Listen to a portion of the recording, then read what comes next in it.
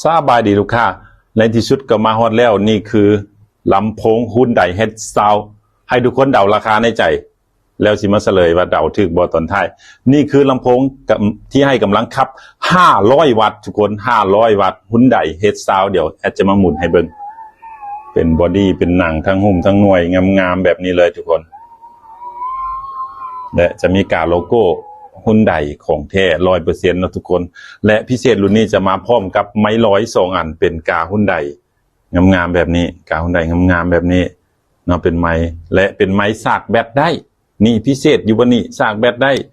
และมันจะให้มาพร้อมกับกล่องใส่ไม้และพวกเขามีโปรโมชั่นเป็นแถมขาตั้ง1อันลำโพงรุ่นนี้นั่นราคาเพียงแต่5 ล้านปลายเท่านั้นทุกคนและยังรับประกัน1 ปีเต็ม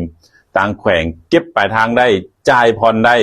สนใจมาฟังเสียงตัวจริงอยู่ที่บ้านสร้างคู่เมืองสาริธานีได้นี่คือรุ่นที่จะบ่หาคู่แข่งบ่เห็นในราคาเดียวกันเนาะจะบ่มีคู่แข่งสู้กับเฮาในราคาเดียวกันสำหรับรุ่นนี้บ่ต้องเชื่อข่อยมาเบิ่งตัวจริงก่อนเด้อ